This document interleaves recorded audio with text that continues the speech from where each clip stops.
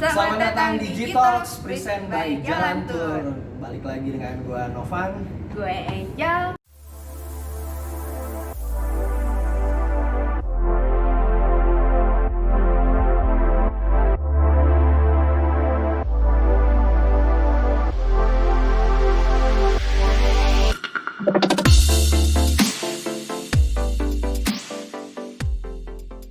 Jadi gini, mungkin awalnya gue mau jelasin dulu ya sama jalanan semua ya.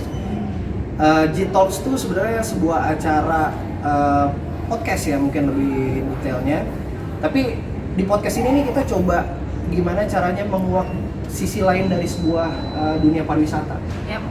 Jadi kita kaitkan juga dengan isu-isu yang beredar di saat ini. Terus itu kita juga coba menguak apa sih yang menarik di dunia pariwisata jika dikaitkan dengan kehidupan kita sehari-hari. Asik banget. Jadi biar nambah pengetahuan buat jalan ya. Tujuan utama kita mau acara ini agar bisa berguna ya, yang pastinya bisa membuka wawasan jalaner semua, bisa memberikan pengetahuan, bisa memberikan masukan, ide, atau mungkin bahkan bisa menjadi suatu referensi bagi jalaners yang mau berwisata ke Jepang ataupun di luar Jepang gitu ya. Jadi program ini diharapkan bisa membuka knowledge dari jalaner semua gitu. Nah, untuk di episode pertama dari G-Talks podcast ini, kita bakal membahas satu tema, satu topik yang mungkin lagi hot-hotnya nih sekarang ini. Mungkin sekarang ini jalaners udah lihat sendiri ya, maksudnya dalam artinya jalaners juga tahu sendiri mungkin gimana kondisi dunia yang boleh dibilang sedang kalang kabut ya. Kalau dilihat dari sekarang, mulai dari pekerjaan, ekonomi, bahkan sampai ke pariwisata juga, itu juga semua terganggu akibat satu virus manusia makhluk hidup tak kasat mata yang bernama COVID-19. Ya. Jadi kita coba kupas ya Jel ya. Jadi kita coba kupas di episode pertama G-Talks podcast ini tentang temanya Jepang versus COVID-19. Nah, nanti kita juga bakal ngundang salah satu orang Jepang ya. Orang Jepang malah. Katanya sih orang Jepang. Katanya orang Jepang, kita coba undang dia sebagai salah satu narasumber. Jadi biar jalaners juga semua tahu gitu loh. Kondisi realnya sekarang seperti apa sih di Jepang gitu? Apa masih menakutkankah seperti di Indonesia, atau berapakah tingkat laju pertumbuhan korban yang ada di Jepang untuk COVID-19 ini? Nah, nanti kita bakal kupas semuanya dengan satu orang narasumber yang bisa kredibel, yang bisa dipercaya gitu ya. Jadi stay tune terus jalaners. Oh, kita sudah tersambung ya. Halo Bud. Siang Budi. Siang Bud. Konnichiwa Budi-san. Apa kabar Budi? Dengar gak? Dengar siapa ini? Dengar Novan aja, Angel hanya butiran debu di sini. Apa kabar Bud? Sehat Bud? Baik. Sehat ya. Ya, ini salah satu narasumber yang bakal kita undang. Narasumber ya, artis kan? dari Jepang. Kita ngobrol-ngobrol santai aja Bud di sini Bud. Oke Bud. Oke, kita mau coba tanya-tanya nih Bud. Kita lagi coba mau berbagi pengetahuan nih, berbagi pengalaman juga sama jalaner semua, customer tercinta kita ya.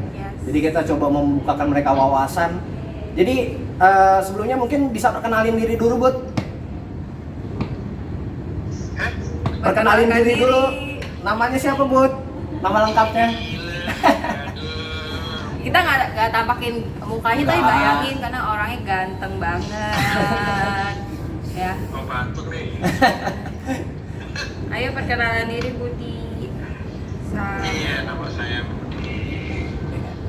Namanya Budi ya, nama panjangnya tuh Budi Santoso.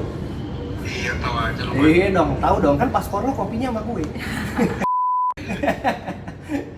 Ya, jadi Budi Santoso ini apa ya, kita bilang panggilnya biasa panggil Budi ya.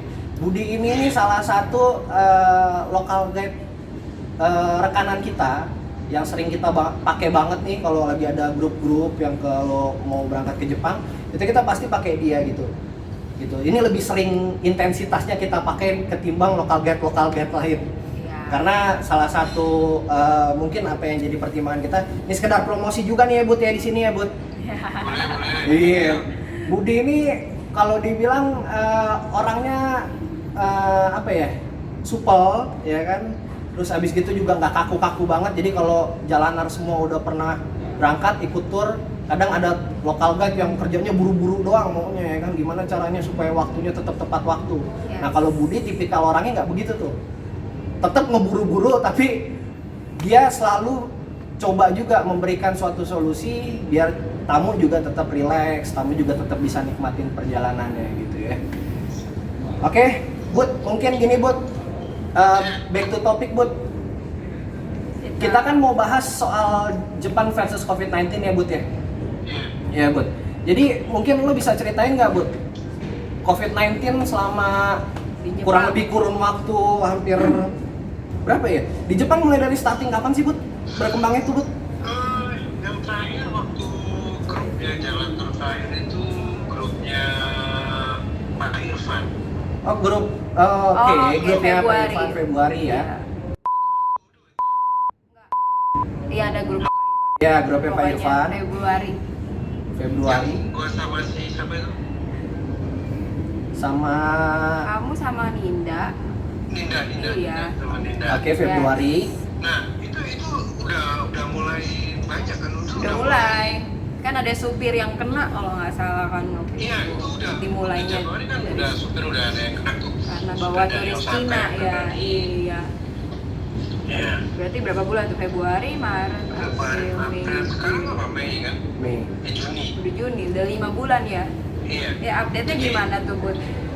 Sekarang sih dari bulan Januari, kita ngitungin dari Januari aja kan, peaknya kan mereka Januari kan, kalau di Jepang kan Januari Februari mulainya. Nah lu denger nggak? Jadi starting jadi baru Januari Februari ya maksudnya ya? Januari Februari itu dia mulai starting. Iya. Nah tapi untuk kurvanya kan tuh meningginya itu kalau nggak salah kalau gue baca dari beberapa sumber itu ada di Maret April malah Bud kalau gue lihat di sini ya. Aprilnya itu gue lihat kurvanya udah lumayan tinggi juga ya di sana ya. Maret April. Gitu.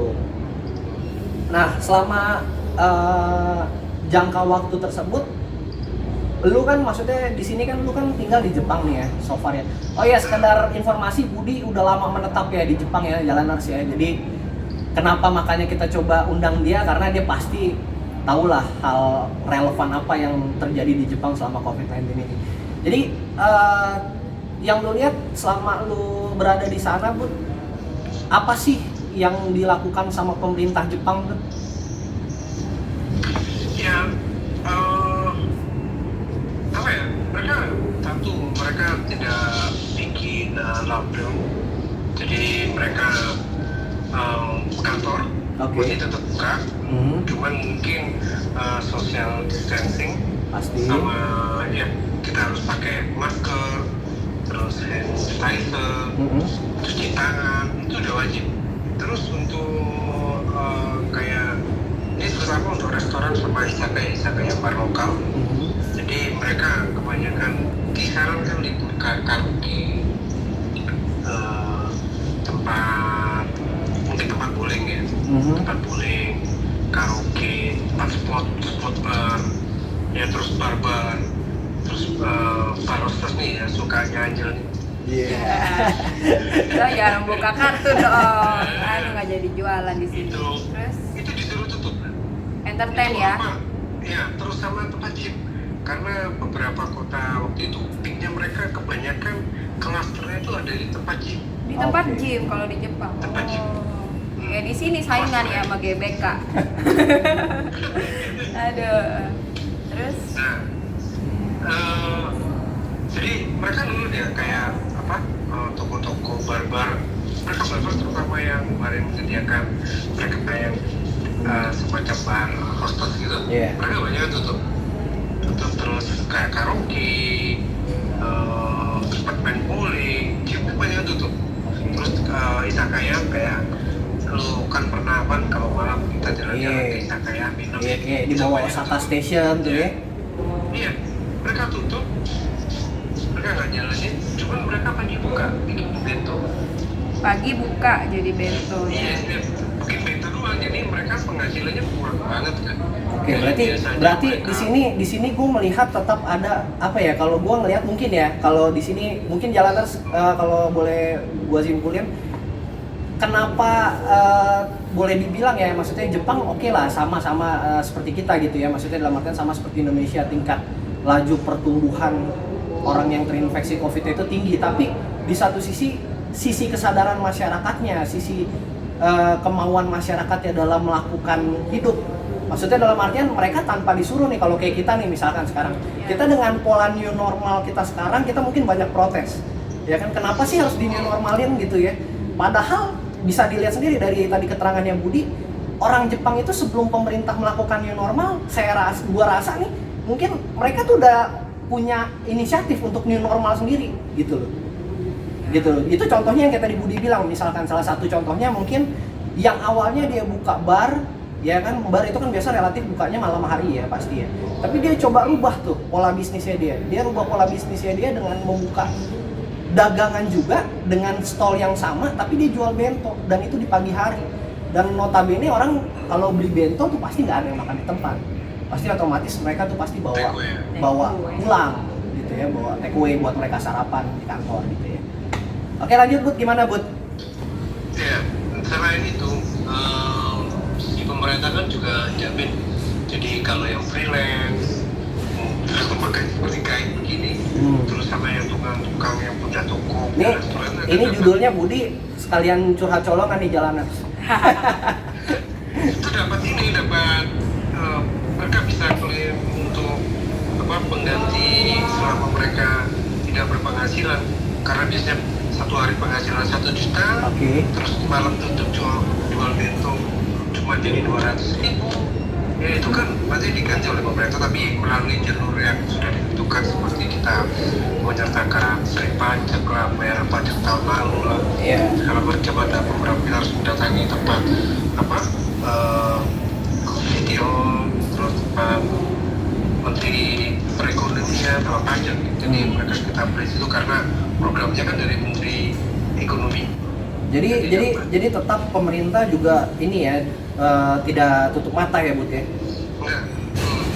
Jadi terus yang per keluarga, nah ini dari pemerintah, ini program dari pemerintah pusat. Jadi untuk semua provinsi yang ada di Jepang, semua keluarga itu satu orang dapat 100.000, bayi pun dapat 100.000. Wah. Bayi pun dapat ya? Kalau di Indonesia begitu udah jadi kaya kali ya. Secara satu keluarga bisa 5 anak. Satu keluarga anaknya bisa 6, bisa 7 ya kan? Iya. Ya kan ada bansos kan? Iya ada, tapi kalau di sini sistemnya dia per kakak Bud. Itu pun hanya sembako Bud. Sembako, mungkin yang di luar daerah, kayak mungkin keluarga sampean lah di Malang gitu kan. Di Malang tuh mungkin dia ngasihnya duit cash Bud bentuknya, karena mungkin kan distribusinya jadi susah ya kalau misalkan kita pakai sembako ya. Itu besarannya kurang lebih sekitar 600.000 dari pemerintah pusat. Itu Bud. Gitu. Jadi perbedaannya itu ya. Di sini kan misalnya kakak ya, misalnya suami istri anak gua berarti 4 orang. Berarti mereka dapat 1. Nanti ada surat dari Sidiol. Nah, nanti di surat tuh udah tertera nama-namanya, misal suami, istri, anak 1, anak 2 siapa. Itu dijamin semuanya pasti rata ya Bud ya, maksudnya merata ya? Rata. Ya nanti kita apply masukkan lagi ke pos, itu nanti menggunakan akunnya siapa, bisa kepala bulan akunnya suami apa akun istri untuk akun bank. Jadi dimasukkan di situ, nanti mungkin 1 minggu setelah proses segala macam nanti ada transfer langsung ke akun yang ditulis di situ tersebut ya. Ya. Jadi aman ya, boleh dibilang nggak akan salah sasaran ya? Iya, tidak akan salah sasaran. Tapi dari City Hall langsung kirim duluan ya Bud? Gimana? Dari City Hall yang kirim duluan ya, bukan? Iya, kan dari pusat kan dari pusat ya ke daerah kan. daerah kan di mana kita tinggal kan kita nggak di sini kan nggak ada lurah, jadi masuk ke kecamatan gitu kan, city hall. Jadi di bawahnya sudah tidak ada lagi, semua orang kan dibagi si kota sama daerah. Jadi ke situ, jadi nggak ribet, nggak ada RT RW kan. Nggak chaos ya Bud ya? Iya, teratur lah, data-datanya dari pemerintah juga bisa mungkin udah online. lihat Jadi ya. kita nggak bisa Oh, benar udah online nih. Makanya terjamin. Nah sekarang kalau misalkan untuk dari dunia pariwisata sendiri Bud, kan boleh dibilang ya sama lah ya, gua pelaku pariwisata ya kan, lu juga pelaku pariwisata di Jepang gitu ya. Kalau yang lu rasain sendiri gimana nih Bud maksudnya? Kalau yang untuk inbound terutama udah pasti mati sampai sekarang, Pasti ya? udah pasti total mati. Nah Yes. ini kan mulai dari tanggal 19 kemarin Oke. itu kan kita traveling ke luar daerah per provinsi udah diperbolehkan. Oh udah. Di Jepang sudah. Terakhir kan informasinya kan yang gua tahu kan katanya kan cuma ini ya, cuma skala regional doang ya. Ya tapi sekarang udah antar provinsi bisa. Gua mau ke Hokkaido nih, nggak apa-apa bebas. Udah boleh. Udah bisa Ya? abroad ya jadinya ya. Iya, cuman kita mau naik pesawat sama prosedurnya. Oh. Pakai license, dicek suhu badan. Harus pakai rapid masker. test kah? Udah, nggak ada. Nggak ada kan? Untuk domestik nggak ada. Domestik nggak ada ya? Kita nggak perlu kayak di Indonesia, berikutnya domestik aja harus kita nyerahin surat Iya, kalau di SIKM ya. Ya tapi ya itulah. Mungkin pesan moralnya yang mungkin Jalaners juga bisa petik ya. Kalau Jalaners yang mungkin udah pernah ke Jepang ya Jel ya, kita tanpa ada pandemi aja orang Jepang udah tahu sendiri tuh gimana. Yes, mereka Orang masih- kita sekarang baru sekarang aja tuh pakai masker. Tapi coba bayangin. Supir bus kita yang kita naikin mesti pakai masker. Iya, orang Iya. orang Jepang sendiri itu udah memang udah terbiasa ya mentalnya. Jadi mentalnya ya mungkin ya maksudnya dalam artian pesan moral positifnya yang bisa kita petik ya seenggaknya kita belajar gitu ya, biarpun Jepang udah melaju jauh, Yes. kita sekarang belajar nih gitu ya. Gitu. Jadi yang perlu orang Indonesia tiru dari orang Jepang itu mungkin cuma satu, disiplin. betul. disiplin betul banget. Disiplin Jadi- itu kunci dari semuanya. Jadi itu dia mungkin jadi salah satu rahasia kenapa mereka tuh nggak gagap ya dalam menghadapi pandemi ini. Jadi mereka udah terbiasa gitu. Menurut data yang terinfeksi itu di sini 17.662 Iya. Yes. yang terinfeksi. Ah, Sekarang di Jepang ini ada 47 provinsi. oke. Sekarang udah mulai kan Tokyo ada step 1, step 2, step 3. Ah, Jadi sekarang dia mulai step 2. Sekarang Tokyo itu kemarin itu 29 orang yang kena yang positif. hari kemarin ya. Iya, hari kemarin itu biasanya tahu nggak 200, 300 turun kan? Iya, 29. turun. Tahu nggak Osaka yang dulunya nomor 2 hampir punya itu sekarang 0. Wow. 0. Udah nol ya. Saya Itu gitu. udah berapa minggu ini? Kemarin 0. Jadi semua dari seluruh provinsi 47 provinsi itu yang kemarin yang positif itu Tokyo, Hokkaido, Saitama, itu pun Hokkaido 3 orang, Saitama provinsi 4 orang, Miyagi provinsi 1 orang, terus sama udah cuman itu aja. Dahsyat 3 ya. provinsi. Jadi hampir mungkin tidak ada satu provinsi yang terinfeksi 2 digit, itu nggak ada ya. Nggak ada. Satu ya kan, paling Tokyo. Kalau Tokyo mungkin pemikirannya karena mereka Tokyo kota metropolitan lah ya. Masih beraktivitas juga kan, masih Satu lagi, bekerja. Tokyo itu permasalahannya kenapa banyak sampai 29 hari ini, kalau yang nggak salah 31. Ini yang data kemarin, dan 31 itu di Shinjuku 4. Kenapa? Di Shinjuku yang paling banyak Di kena. Shinjuku. Mungkin Oh. separuhnya Shinjuku. Pelan-pelan kan mulai buka lagi tuh. Iya. Oh, iya. Yang cowok nemenin cewek. Belanja lah ya, Bun. Iya, tempatnya kan sepi. Hmm, Terus untuk sirkulasi udara kan benar. Yap, bener nggak banget. bisa, hampir nggak ada. Hmm. Dari situ 50%-nya dari situ. Klub yang cowok nemenin cewek. Oh, klubnya, yang oke. yang kebanyakan yang kena staffnya sama mungkin tamunya. Kemarin juga kasus dari di Fukuoka sana, tamu dari Tokyo pergi sana pergi ke Kapakura Club gitu. Oh, Kena di itu situ. positif rata-rata dari klub ya.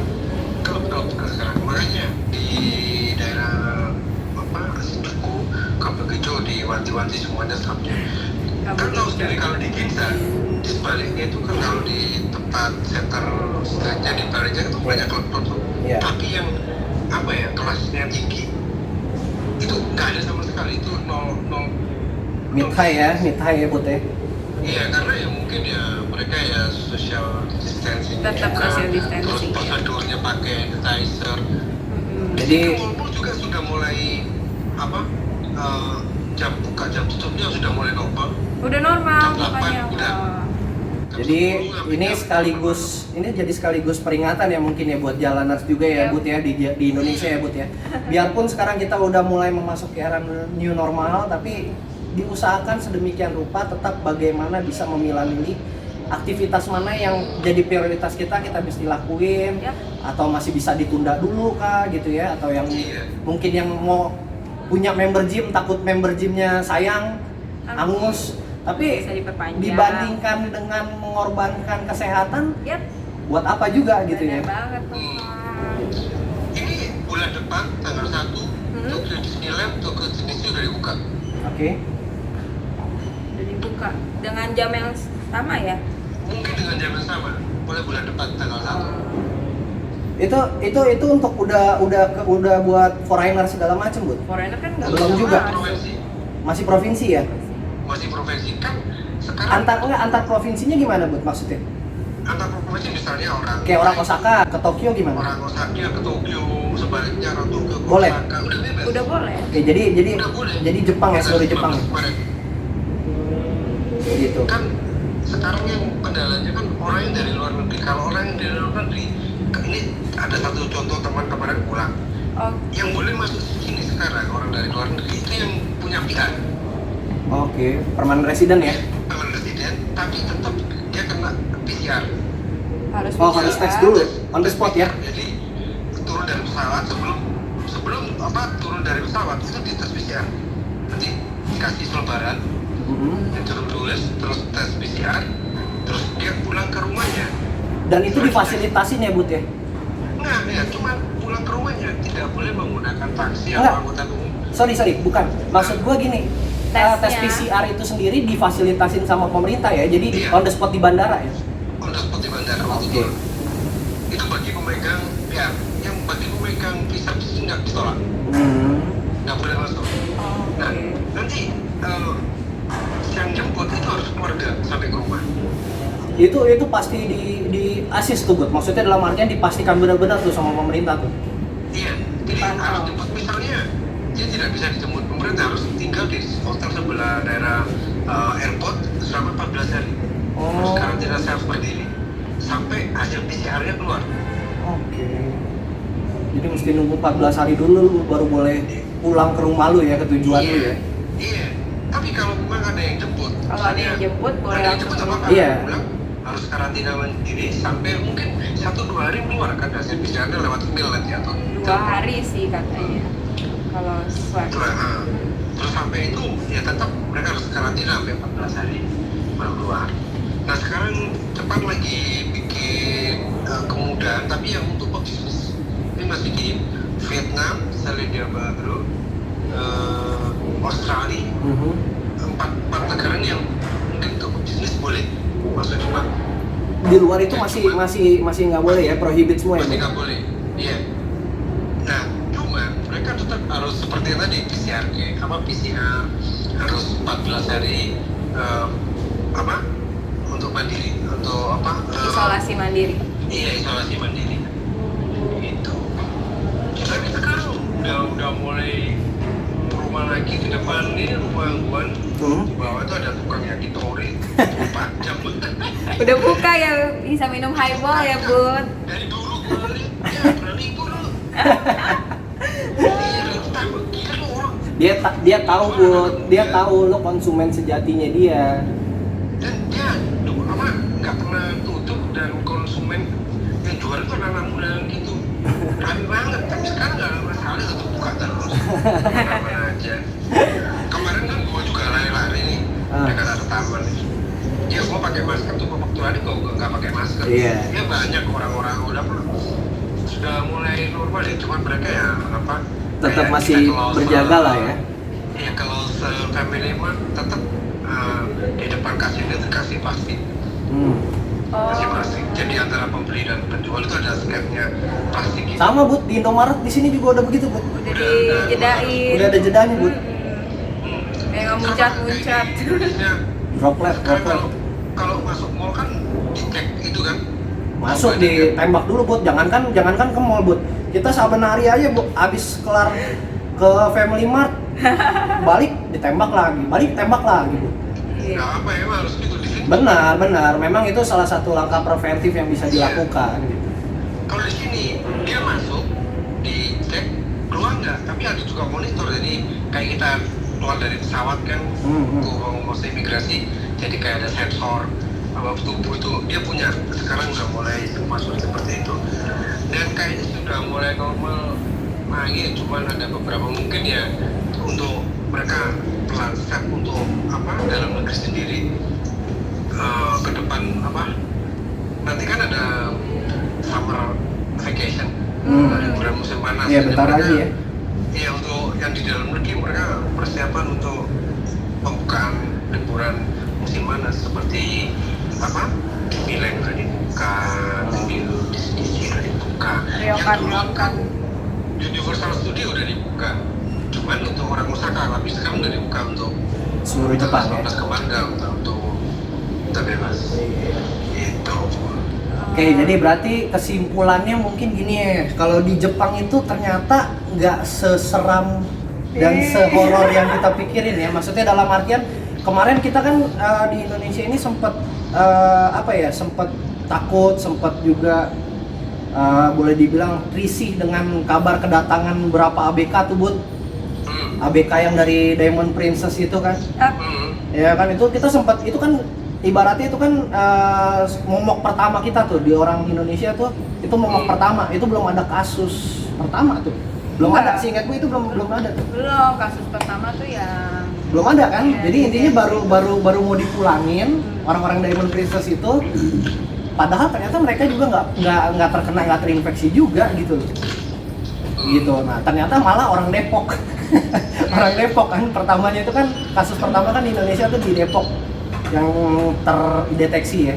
Jadi sebenarnya gitu, mungkin apa ya, yang bisa dipetik pelajarannya di Jepang yang kayak tadi gue bilang, mungkin dia memang negara besar ya, sama boleh dibilang dikatakan sama kayak kita gitu ya. Tapi di satu sisi mereka juga kesadarannya juga udah ada gitu dari awal. Ya, benar-benar gitu. dari Jadi, diri mereka sendiri.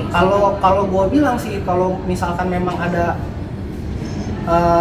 negara yang paling punya yang punya power di saat menghadapi seluruh bencana tuh kayaknya Jepang doang sih.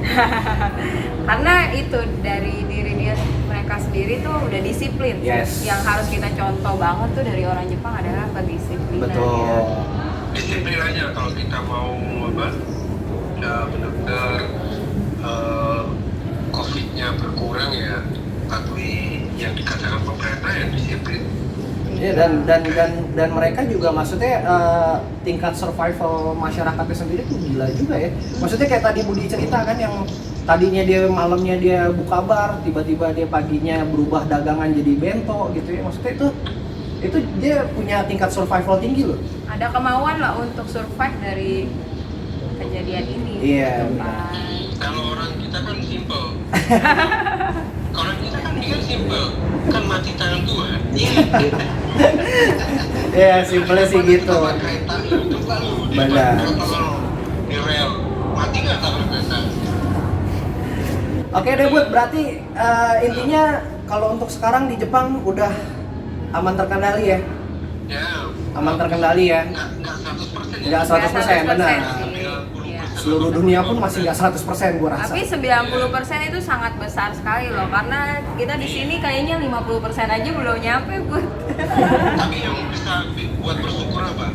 Apa tuh? Kita mau pergi ke restoran, pergi minum, udah mulai aman. Jadi senang Tuhan. Senang lah. Jangan buka kartu dong, Bud. Ya ampun. Ya nggak, maksudnya kita pergi kemana-mana udah nggak terlalu takut lagi ya. Ya cuma kita harus tetap waspada ya. Pasti. Oke deh Bud, satu kata ya mungkin ya. harapan lo nih ya kan, kita kan bicara kan soal Jepang versus COVID-19 ya. Yep. Harapan lo ke depannya untuk Jepang, terutama buat dunia pariwisata ya kan, sebagai lo pelaku pariwisata, apa gitu yang bisa lo sampaikan ke Jalanas gitu? Kalau kita ya, kalau di sini udah bagus, cuma di Indonesia nggak bagus, tetap aja tamu kita belum bisa kesini kan. Tuh, ingat tuh Jalanas. Kalau di Jepangnya udah bagus, ya kan, dari Indonesia-nya nggak bagus, atau dari negara-negara lain ya, nggak usah lah kita sebutin Indonesia terus gitu ya. Dari negara-negara lain juga nggak bagus, percuma. Jepang juga nggak akan buka pintu gitu loh. Bukan di Indonesia juga ya, mungkin negara-negara betul. lain. Jadi ya yang sekarang kerja kita untuk pariwisata ya harus ngasih kesadaran ke tamu-tamu klien kita supaya kita kasih pengertiannya baiknya bagaimana ya. Kalau kita mau tempat ingin traveling aman ya harus ya disiplin lagi dari kita sendiri ya. Kita yang mulai sendiri. buat semuanya. Yap. Iya. Benar banget. Oke deh Budi, thank you banget Thank Bud. you banget udah Buat ngobrol-ngobrol waktunya, sama Bud. kita. Ini Oke, Budi, sehat terus ya, Bud, ya. Sehat terus ya. See you Bud.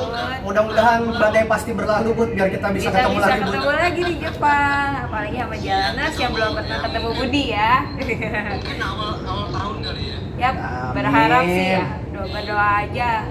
Oke Budi. Ya. Bud, thank you ya Bud, sekali lagi Bud ya. Thank you, Bud. Itu dia ya, tadi udah denger ya bincang-bincang kita sama Budi ya. Keren banget ya Jepang, Novan. Aduh. Emang parah sih, maksudnya dalam artian ya mereka, orang kita mandang mereka aja, maksudnya boleh dibilang ya, kayak karena kemarin yang tadi gue bilang ya, yang gue ceritain kasus Diamond Princess itu ABK-nya, kita mandang mereka aja sebenarnya tuh kayak momok gitu, kayak wabah. Tapi toh ternyata si momok itu aja bisa lebih cepat membalikan keadaan gitu. Gitu. Ya sebenarnya itu lagi.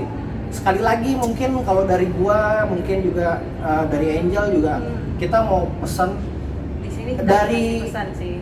dari kitanya dulu tuh. Maksudnya dalam artian kalau dari kita ya mau gimana gitu loh. Mau kita kasarnya di WFH-in terus, mau kasarnya PSBB berjalan sampai tahun depan pun, kalau misalkan dari kitanya memang sendiri nggak bisa memilah-milih, pola hidup kita masih pola hidup yang acak-acakan, itu nggak akan ini sih, nggak akan bisa merubah keadaan gitu. Sampai kayak mungkin kayak gini pun gitu ya, oke gue nggak pakai masker, tapi tetap social distancing ini salah satu bentuk loh, maksudnya dalam artian gimana caranya ya kita tetap mesti beraktivitas, life must go on bos, gitu ya.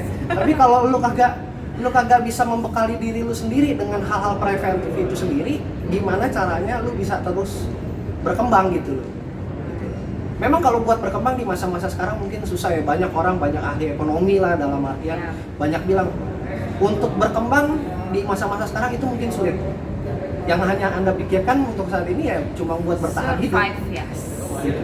Have to survive. Yes, Itu sih. survive years ya. Gitu. 2020 adalah tahunnya untuk kita survive. Amin. Jadi kita harapan kita juga berdua ya Jel, mungkin kita sama semua dari manajemen, Jalan Tour, sama rekan-rekan yes. di Jalan Tour semua, kita berharap banget. gimana caranya supaya badai pandemi COVID ini bisa cepat berlalu. Mereda, kurva di Indonesia pastinya maunya turun karena belakangan ini malah terus naik selama mulainya new normal, karena masih banyak orang-orang yang kalau bisa dibilang menyatakan new normal itu seperti back to normal kalau gue lihat ya. Salah persepsi. Karena jadinya sehari-hari malah udah nggak pakai masker. Banyak banget, apalagi di hari Minggu kemarin baru aja tuh berita yang sangat booming sampai ke luar negeri. Kalau Car Free Day di Jakarta sangat meledak, dan itu ada 2 orang yang langsung positif saat Car Free Day gitu juga kan. Kita nggak tahu ada yang nyebar kemana lagi. Ya semoga dengan podcast kita ini bisa kasih pesan lah ke Jalaners yang ngedenger juga buat tetap jaga diri, jaga pola hidup, jaga kesehatan sendiri, yes. Baru kita bisa berpikir untuk orang lain lebih luasnya gitu ya, Jalaners ya. Oke, jadi mungkin itu aja untuk episode kali ini, dan untuk G-Talks podcast ini nggak cukup sampai 1 episode aja. Yes, kita akan di episode mendatang kita akan coba bahas bahasan yang lebih relevan, yang lebih unik, yang lebih bisa menghasilkan sesuatu pengetahuan buat jalanan semua. Gitu ya. Jadi akhir kata terima kasih dari gua, Novan. Terima kasih dari Angel. Sorry kalau ada salah-salah kata. Kalau misalnya ada suggest mau topik apa kita bahas, boleh komen di bawah. Jangan lupa like, subscribe, dan aktifin notification-nya. Thank you. See you guys.